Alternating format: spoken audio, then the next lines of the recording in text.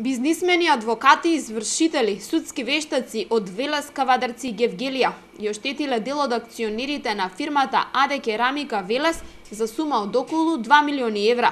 Раководството на Керамика склучило договор за закуп со фирмата Соми Михаел Дојел Гевгелија, чиј собственик во исто време се јавува и како претседател на собранието на акционери на Керамика. Договорот за закуп е пред време раскинат од страна на АД Керамика. Поради ова, фирмата Соми поднела тужба до јавното обвинителство за претрпена загуба од речиси 2 милиони евра. Собственикот на Керамика и неговиот правен тим го признале делото. По правосилноста на пресудата, извршена е процена на имотот на АД Керамика Велес. На јавното наддавање, како купувач се јавува управителот на Соми, кој го купува имотот на фирмата за проценетата вредност.